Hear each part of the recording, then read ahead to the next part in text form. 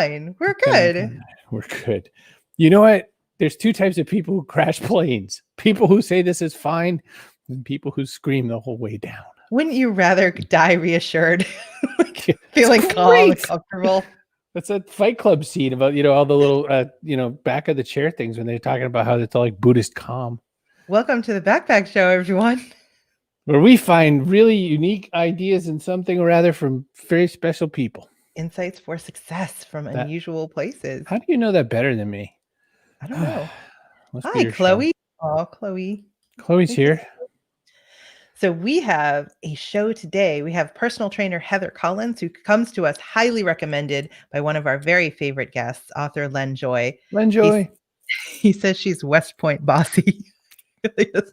She was Female Athlete of the Year when she went to West Point, and apparently she really puts him through the ringer on a daily basis, or at least a couple times a week. Well, that changes everything. I know, but she's actually managed to grow her business during the pandemic, so we're going to talk about that. And we have Bridesmaid for Hire, Jen Glantz. She's also an author, host of the podcast You're Not Getting Any Younger. But she was a bridesmaid so often, she finally made a business out of it. So we're going to talk about that too. Can't believe it. Listen, if you're here live and you're just watching the show, put your damn comment in the comment section so we could see you, because we don't even know you're here. We're so happy to have you with us. We would love to say hello. Please tell us in the comments, good morning, and we'll show it so everyone else can say hi too.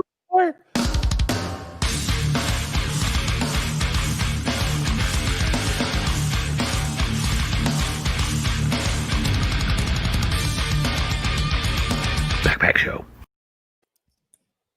You barely interrupt me anymore. It's like I don't even know what this show is like. I don't even know who you are anymore. All right, people. Write some hellos in those comments so we actually know you're here in live, because we have to get to Heather Collins. This is a show today. We do. Heather.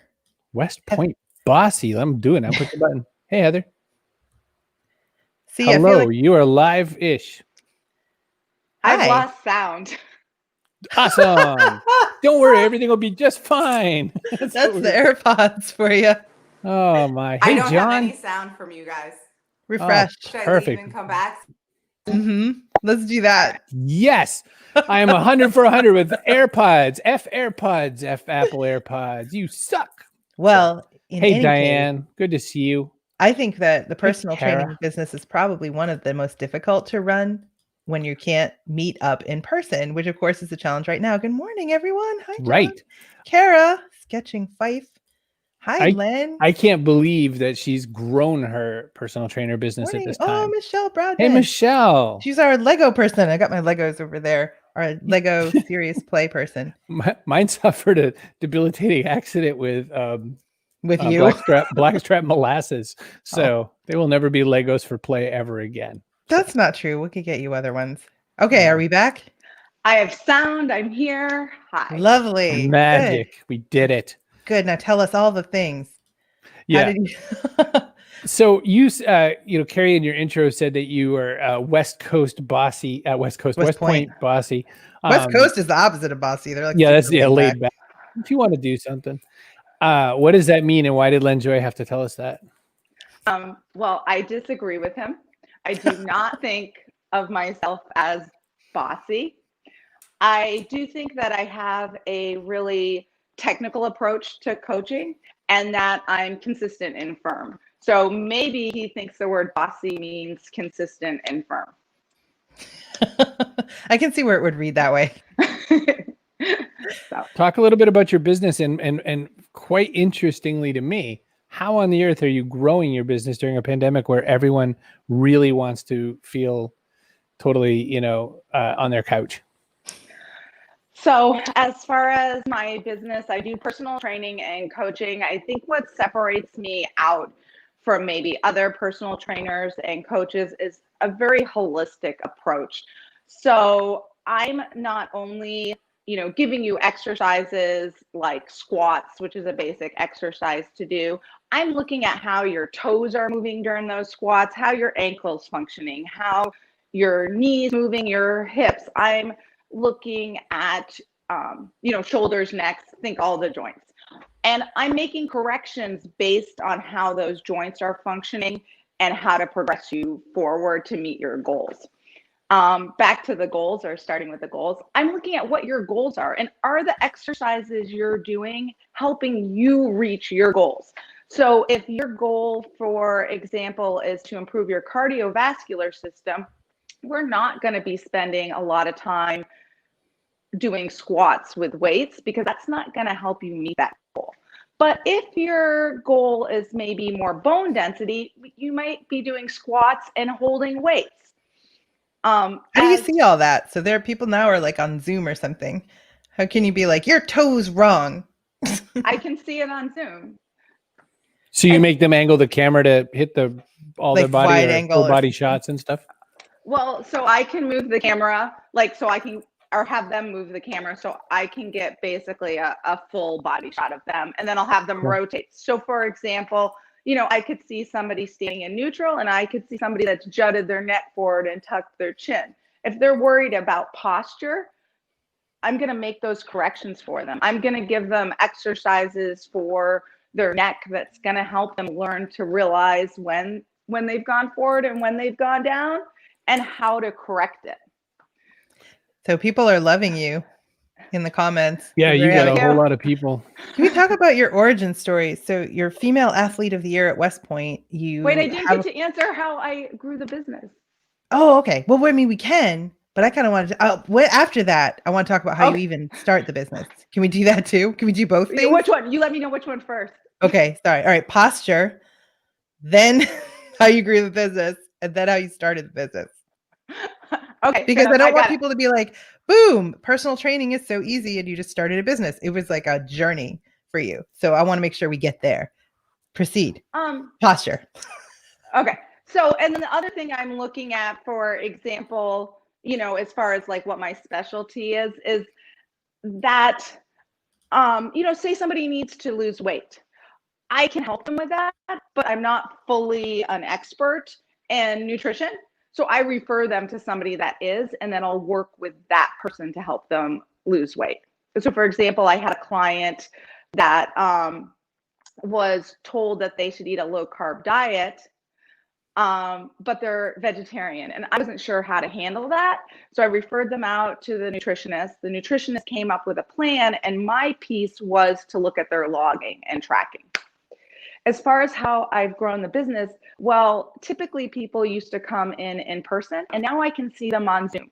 So I have clients, I have very few West Coast clients. So if anybody's on here from the West Coast, I can expand. I have very few to zero clients. I've had some come on and work with me like for an hour outside the country. Oh, thanks, Sasha. But on the East Coast clients, and they're able to train with me now when they weren't able to before I was more developed with Zoom. So it's really you work with her. Nice show, Sasha. So does that answer that first question? Sure. Reasonably well. Because I want to hear the second question. So I need to know this. So you're in super good shape, right? In college. Let's just put it that way. Oh, yeah. You have some injuries, some setbacks, and kind of come out of that space. You become like a certified public accountant, not in good shape, have a lot of kids and stuff, and then get yourself back in shape and teach other people how to get in shape. So this is like an arc I need to explore. So I went to West Point and discovered I didn't want to be in the military. And then I went and got an accounting degree, and I discovered that I don't like to sit. And thanks, Cynthia. So, accounting is not a good job. And I don't even think they had standing desks when I was working in accounting. So it's not really a good job for somebody that doesn't want to sit. Like, I'm taking the train or driving to work, I'm sitting, right? And the one thing I really loved was like working out for me, but I also would see people. Like, I was at the park coaching a client, actually it was Len this morning, and I saw a group of people working out, and there were maybe 4 clients and 1 instructor. And I thought, oh my God, they're doing lunges, and every time they do a lunge, they're rolling out on their foot, their knees going in. They think they're helping themselves, and they're just actually creating a knee and hip problem. And it just pained me. Like, I feel so bad for them. They're working so hard, but it's a minus for them. So I wanted to be able to help people. I got to move, and it worked great. This job works great with kids. Were you like poaching clients then at the park? No, I bet no. Len was totally stumping for you because he's a big fan. I bet he went over there and was like, "You guys are doing it wrong." Okay, Heather. No, that would never work. I mean, give it a try. You don't know for sure. Sasha says, being in New Jersey, I can work with Heather at her 5 a.m. class because I'm in Eastern time, which means 6 a.m. for me. Not a morning person. Heather is a crack of dawn person. Thanks, West Point. She is obsessed with the standing desk idea, says Len. Well, they're saying a lot that sitting is the new cancer. So, I mean, I think we all need to get to there. So, I'd probably tell Len once a week he'll tell me, well, this could be Len and this, and then a hinge in his hips, which I can't show. And I'll take a picture, I'll show it to him. I'll go, well, you just get a standing desk. Just try the standing desk. I love Len. Let's be nice. I have his book on my shelf right there. Excellent book. Yes, which you can listen to in the audio version while working out. Just want to point that out to people. But apparently not while you're working out with Heather because she talks to you about your form a lot. So you need to listen. Just use it for cardio. So I've done training with clients where I would maybe want them to listen to the book and see if they could get unconscious confidence while something was distracting. So they're making that connection between their movement and having their brain focus on a different activity. So that could be great because Len's books are, you're going to be fully into it. So it'll be hard to also focus on not rolling out when you're pushing off your foot. Well, so Len's one of those people who said that he likes Len Joy, author Len Joy, previous guest. Sorry if you're popping in, you don't know who Len is. He's also we just keep saying Len, but he's like Heather Collins. I know, like we're best friends. He's a client of Heather Collins Coaching, and he's a very fine award-winning sports fiction author. Anyhow, so he likes to work out in person. I know a lot of people feel that way, but how have you managed to convince people that it's possible to get a good workout virtually? So, I think a lot of people also much prefer working out virtually.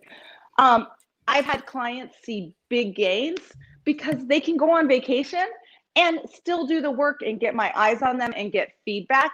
And so they're not missing 2 weeks, for example, when they've traveled to North Carolina or traveled to Florida or even gone to Canada outside the country when we were allowed to go to Canada before we got blocked from the US.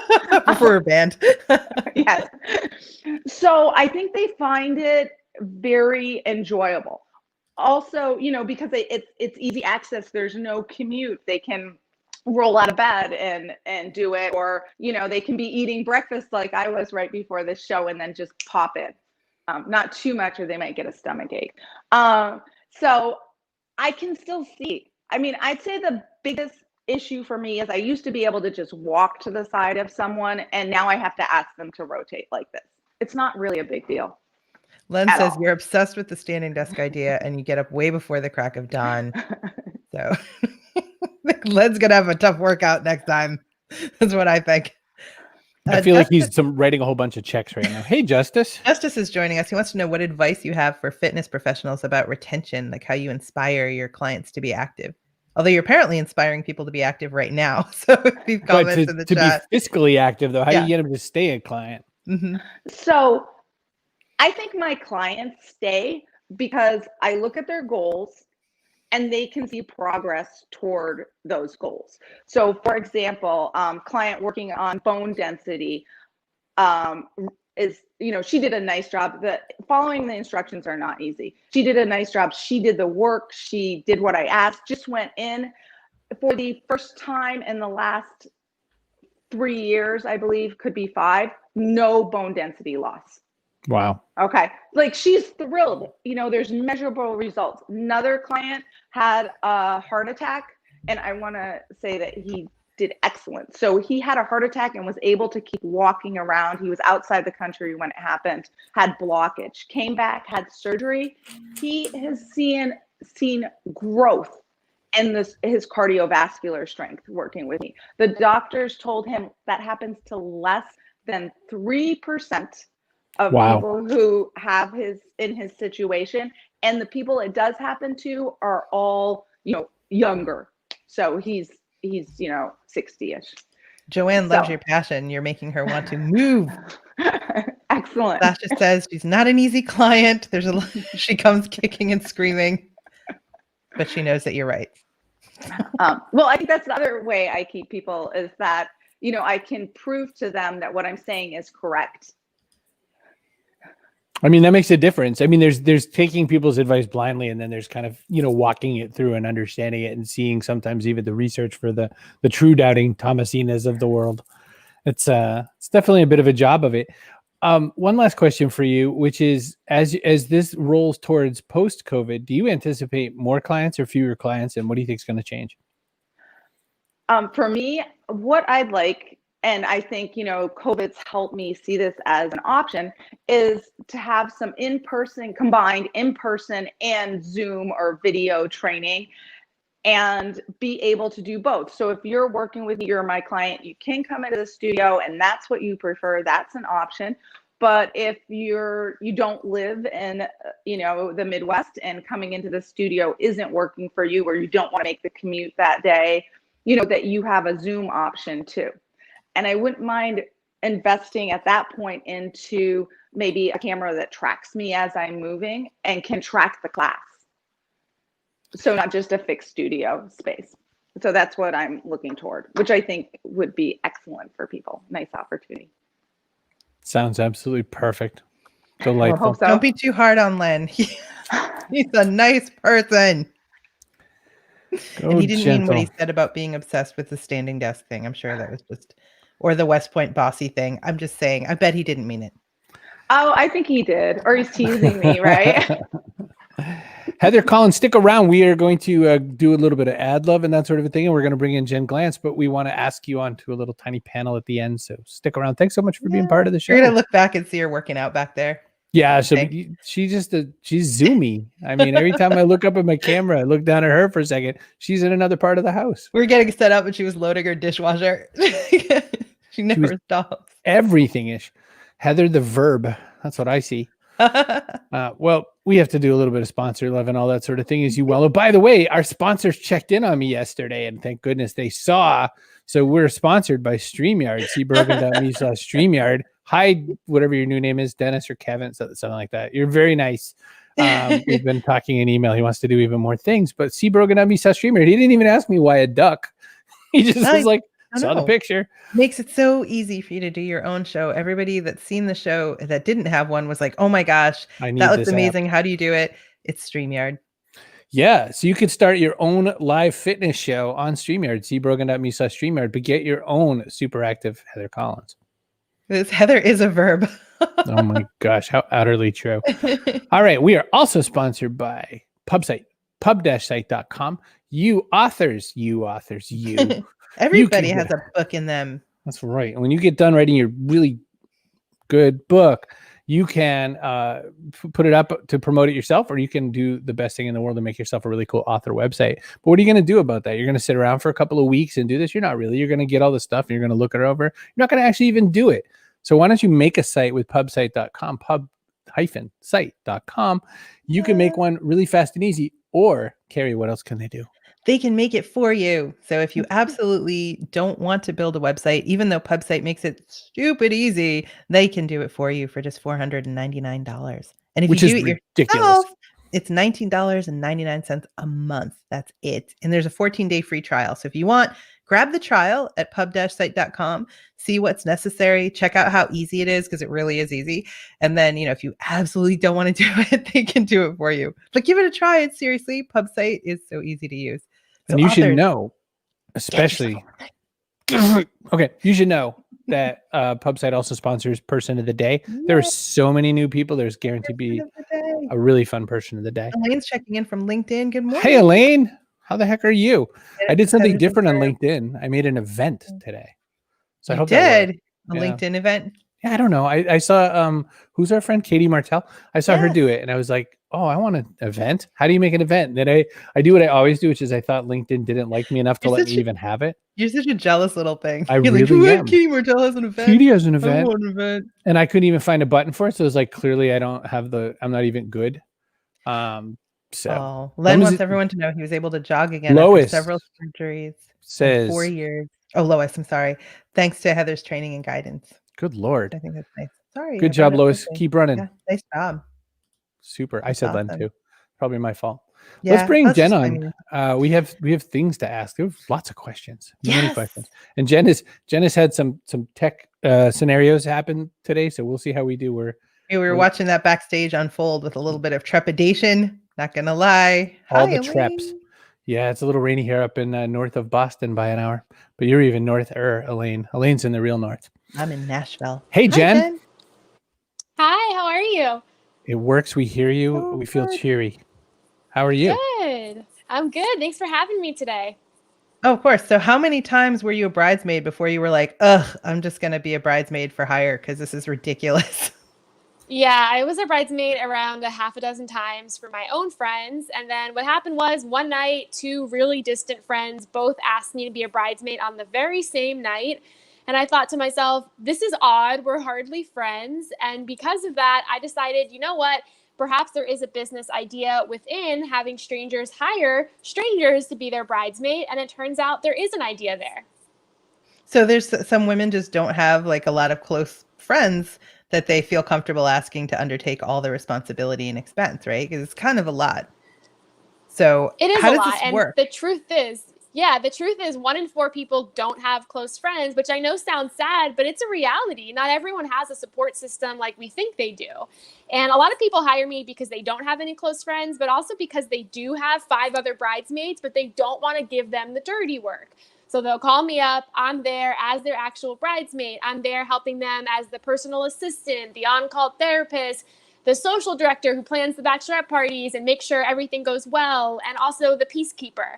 I make sure that there's no drama because every single wedding has a ton of drama happening, and usually it's behind the scenes. Bob Collins wants to know how many dresses you have and what you do with them all. That's a great question, Bob. I have way more than that movie, 27 dresses. I have close to 100. Over the years, I've donated them to different nonprofits. I've given them away to friends, but I live in New York City, so I have a garbage bag of them stuffed inside of my closet, which is like the one and only closet you have in this apartment. All right, so which ones go in the garbage bag? How bad are those? You What's know, the worst actually, one? Those are the keepers. Those are the keepers because they are pretty bad, but they also have stories attached to them. And when you look at the dress, the story comes back. But there is one, I wish I could show you, but it's like Oh no, we lost Jen. quite interesting, that one. There's one that's very just colorful. We lost you for a tiny sec, so maybe don't get too emphatic. I don't know what happened. What color is the worst one? Like pea green, puce? Like what are we looking at for bridesmaids dresses? No, we lost Jen. Lost you. I'm gonna refresh. Okay, Jen will be right back. So Kara says you're like a bridal manager. So Kara, that's the idea, I think, that you don't have, like maybe even if you have good friends, they're just not organized. You know, it's kind of a hassle. Like if I were someone's best man, I would be the worst best man. You really would. So, like you would not want that. So Isn't that an oxymoron? no, Can't be the worst best man. How the are we, worst best Jen? man. Better? I'm back. I hear you. Cool. So worst color, pea green, puce, magenta. It was an ombre, which is like a very weird mix of an ombre of tan and black. So it like flowed into one another, and it's just exactly what you're picturing. She's super into coffee, I'm guessing. Is that what happened? You would think, right? It does match my coffee. You're like a latte. I mean, okay. Kara had asked the question, you're like a bridal manager then? So you do a little bit of the project management of this wedding as well? You don't just like sit around with some flowers, right? You know, so it's a little bit less project management. I manage the people. So I am the actual bridesmaid. I show up, I wear the dress, I walk down the aisle. Sometimes I give the maid of honor speech. Oftentimes I deal with cold feet. I deal with crying people. I deal with pop-up problems. So it's less, I'm not planning your wedding for you. I'm not a wedding planner, but I'm there to help the people. And there's no job out there like this in the world. And I saw the problem in this billion-dollar wedding industry and brought it to life. How do you manage Bridezilla? John wants to know. Yeah, and you know, I am engaged myself, and I can definitely understand and relate to the term Bridezilla. Wedding planning is stressful. You're dealing with a party where you're spending your life savings on it. So I relate to these people. I try to understand them, and I try to calm them down. So you can relate, and that helps. So you're a Bridezilla, and you're like, I'm one of you. But you know what? I that term is harder to justify because when you do get engaged, there's just so much pressure on you. So it's less being a bridezilla and more being like, look, have you lost control? Do you understand what this wedding has become? You know, it's about sort of thinking about how do we get them back to what is the reality here and how to get the pressure off of them. Len wants to know, is there a market for spare groomsmen? I think No, so. the You know, job a is lot of so people, much easier, Jen. Yeah, I agree. I think people laugh at this business all the time, but I've been in business for 6 years. It's a crazy idea. I've worked with hundreds of people all over the world. I think there's a market for any idea. So if you think that there could be a groomsman for hire, go for it. Try it out. So we think this idea is grand. There's like the comment section is just loving on it. Blowing and, up. Debbie Saviano from Women's Leadership Live asked the important question. Did you meet your fiance at a wedding? That's a great question. I didn't, but he does come to weddings with me. Sometimes I'm allowed to bring guests, and he will come as my plus one. Love it. But then, aren't you supposed to like sit next to one of the groomsmen? Do you have to do that thing where you sit like little display dolls up at the table? No, I feel like that's like an old school sort of mentality. Now it's sort of mixed. I mean, now with pandemic weddings, everything has changed, but I think the trend over the past couple of years of weddings is less traditional and more just sort of casual yet formal in some sense. Kara was thinking what I was thinking, which is this reminds me of a thing in Japan where all these Japanese guys like rent dates, not even like in an escorty way, just like Get their mom off their back. Can we hold hands and eat some udon together and show my mom that I'm on a real date? But she asked if this thing started in Japan, but I think it started with you. Yeah, I'm the world's first person to do this job, but there are similar things in the sense of people hiring friends or hiring different things for different reasons. And I know it sounds weird, but you have to remember not everyone is like you. They might not have a support system. They might not have family. I meet so many people in different situations, and sometimes you just really never know what a person's going through, but a wedding brings out all of that chaos in their life. And sometimes they just need that third party, unbiased person to come in and support them. Fazia is asking, how's business during 2020? Like you mentioned pandemic weddings. How has this evolved? I think like any business, this has been a year where you have to innovate and you have to innovate fast. So I've always realized that in business, and this year has definitely been one implementing more technology, virtual weddings. I have a text to professional bridesmaid service. So it's allowed me to really think on my feet of how to expand, how to grow, and how to change. Because if you stay the same in any type of industry, any business, pandemic or not, you're not going to succeed. So I think I've been innovating from the start. This year's just accelerated that. What kinds of things are you doing? So like besides virtual? Yeah, we transitioned to virtual weddings. We have a texting service where people can text for advice. We also have done some socially distant weddings in person based on location, if it's safe. So we've had to change those kinds of things. Also incorporate new services, new people to market these services to. Also just new different divisions of the business as well.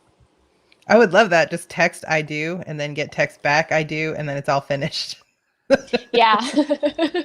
Well, that's perfect. You said something earlier on that I really liked and I wanted to stick to is in a lot of ways too, you're sort of like an on-site therapist.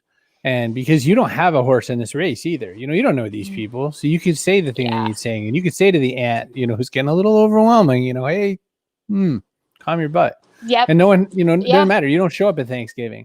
So that's a pretty powerful service to be sort of a roaming therapist at a wedding. You can be the heavy. They can send you to do it. Well, I think the thing is, sometimes you open up more to strangers than you do your own friends. So sometimes people are more inclined to come to me because I don't know the friend. I don't know the family member. I'm going to give them unbiased advice. I'm also going to push them to answer these questions on their own. So I think sometimes we don't want to necessarily open up to people around us because you're right. We're scared that they're going to judge us at Thanksgiving or things like that. So you do really deal with a lot of the pop-up problems that maybe you're not willing to tell your friends or family. Do you ever do like the same person's second wedding? Like, how does that go? I've actually never had a second wedding yet. We'll see. But a lot of what I do are the first time weddings and people of all ages, all backgrounds, all over the country. And it's been really awesome to just get to see a lot of different types of cultural weddings and things like that over the years. I'm going to use you for all my future weddings. I'll just wear "Here we go again" red. Number 6. I went to a Chinese and Vietnamese wedding, and those are two cultures who don't tend to marry into each other because they have a little bit of history together.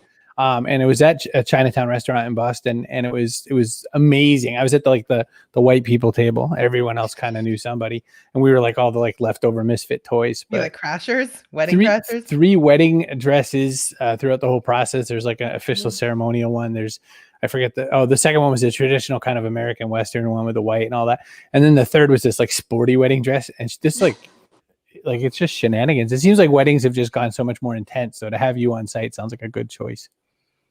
Yeah, I do think with the pandemic, they're going to change and get less intense. And that's a good change, I think. I do think they've gotten out of control with social media and just the way of the world. But I do think the pandemic is going to help everyone sort of go back to making smaller weddings, less formal weddings, and getting to the point of why you're doing this in the first place, which I think is a huge positive. What about your own wedding? How's your wedding? Like any ideas you've gotten from having done this so many times for your own planning? Yeah, we were supposed to get married Saturday, but because of the pandemic, we had to pause it. But when I decided to get married, I created a website called finallythebride.com where strangers can vote on my wedding. So I'm actually letting the strangers of the world vote on all of my wedding decisions. And we've had millions of people come to the site and vote on when to get married, what to wear, all of the decisions. Because it got postponed, now we're starting to think about what 2020 will look like. So I've let strangers come into my wedding and start to plan it all. That's insane. This is how you get Bodie McBoat face. Like, that's all I'm thinking as you're saying this. I'd be like, whoa. You should totally wear Skittles themed clothes. All right. We have to drag Heather back in here and get a panel. I applaud your energy on that one. That's bless your heart. I need to take a That's look at what this. I say. Heather, what do you think about all this? I'm looking at this. Look at this. What do you make of this So whole voting, experience? letting other people vote on your wedding, like plans for your wedding. I have a question. So what if somebody like wants to, like, if they upvote one item and it doesn't match another item? So for example, the weddings on a farm, but they also want you to have an orchestra. So that's a great question. To the farm. So every single month I release a handful of new votes and they all sort of stack on each other. So it's starting from the basics and then they go up, up, and up with all the decisions. So because we had to cancel the current wedding that was supposed to be Saturday, we're now starting from the start of what should the 2021 wedding be? Should it be virtual? Should it be in person? Should it be eloping? So yes, we're starting in layering so that it does make some sort of sense. Have they voted on anything, like anything final yet? Like, are you going to elope or are you having a whole thing? So a lot of what they voted on were some pre-wedding challenges for my fiance and I to go on. And I've been writing about this experience in the book. One of the things they wanted us to do was meet with a divorce lawyer to talk about prenup. So they're sending us on very important but also awkward type of challenges. And prenups are not things people talk about, but they should. It's a serious legal document. When you get married, you're signing a legal document. You should have a legal conversation with the lawyer. So we took those steps. We learned a lot. We might not get a prenup, but it's important to know these things. And voters have sent us on these challenges. Well, don't ask. I only got married so I'd have somebody else to hold my assets because I'm a lawyer. Carrie's a lawyer, so that's, she's my consigliere. So if I ever get weird and marry again, Carrie, I'll just be like, no, just don't. Just don't. Yeah. So Sasha had a comment for Heather. Says she once really tripped really badly and had like hair flying and everything and did not hurt herself when she hit the ground because of her training with Heather. So I wanted to bring that Did you back. teach Sasha to tuck and roll? How did you teach her to fall better? So back to that unconscious competence that I'm trying for, that you can develop while listening to Len's audiobook. I think part of it was she has that unconscious competence. So as she was falling, her body reacted so that she didn't get hurt, which might help some brides. Also, if they needed to run away, like they want to get away at the wedding, or they need to get in a physical altercation with one of their other bridesmaids. Can't get there in time. So Deanna says she eloped in a rowboat on a pond. See, I feel like you'd be like, well, I'm doing it. I'm eloping. You're not going to stop me. It's a real slow elopement, though, you know? Exactly. No. You need it for everything. I like that Kara's enjoying this. This is every show is unique. That's all we know for sure. When we hit start, we just never know what we're gonna get. Just like a box of chocolates. So you both grew your business in 2020, and the way you did it was by trying new things and just not letting the wall hit you. What advice do you give to these unwashed youth here learning to make their businesses better. Washed youth, unwashed, whatever advice. I'm unwashed. What's For our me advice? Personally, for Yep. me personally, if I can find a niche, so something that doesn't exist, and in my case, it's really focusing on these, how the movements are linked in this holistic approach. And then if it's something I like, that it's just fun to go to work, I think that, you kind of can't go wrong. And then you've got to check all the details. So you can't, you can't just have, I think my CPA really helps with my personal training. And there's not a lot of personal trainers that have that combination of the business experience with the coaching piece. Sure. Definitely not. Jen, what do you think? I think a big mistake people make in business is they design the business about what they want, what they care about, but your business is not necessarily for you. So you have to be in touch with your audience. You have to know their problems, have a pulse on how they're growing and grow faster than them. So I think it's about really understanding the needs of your audience and being able to meet them before they even know it's a need.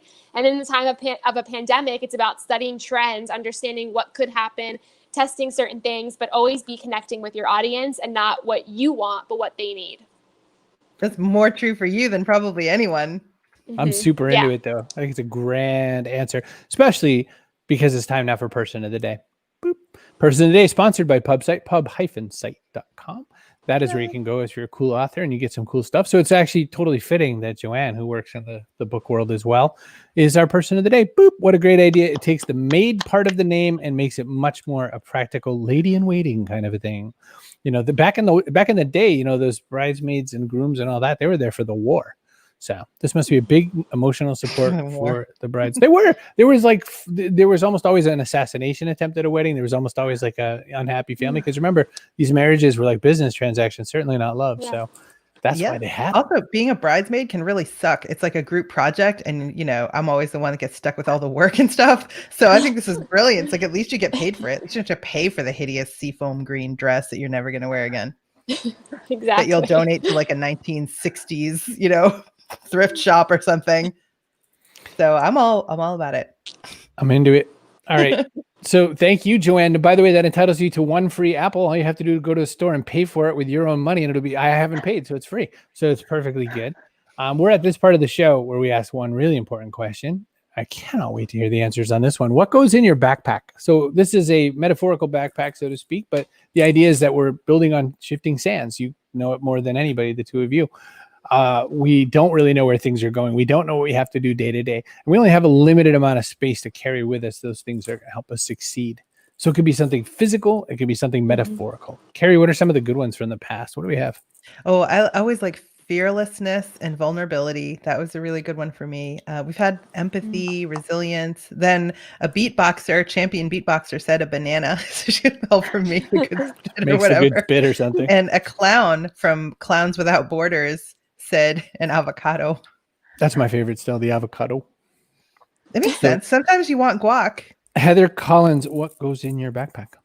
I guess don't be afraid to make a change, maybe plan, but don't get stuck where you are. You can evolve and learn, right? So, change is growth. So I'm putting change in. Embrace change. I like it. Jen, what do you have? I love that, Heather. I think that's so great. And I also think, I put stubbornness in my backpack. I think sometimes you have to believe in yourself more than anybody else. And sometimes you have to make mistakes and deal with them on your own. I also put my sticky notes in my backpack. I am somebody who writes down a ton of sticky notes to stay organized. And finally, I am fueled by pizza. I eat it every day of my entire life, and it makes me happy. So that's always in my backpack. So you and Heather can bond over that because she admitted that she doesn't eat healthy. Heather doesn't eat healthy. Why you get to be nice and fit. There was a philosopher once who said that, if you want to make the world a better place, you have to look at yourself and make a change. And every show. I think that is why, that's why you said that. That's a really good answer. Song lyrics work their way into every show, ladies, in case you're wondering. Sneak in song lyrics if we can help it. Yep. There's a really scandalous story I watched the show Standing Up, Heather. Look, Len's looking for points. Credit. He wants credit. There's a bit of a scandalous story in my family around marriage, and it involves my grandmother. See, on the day of her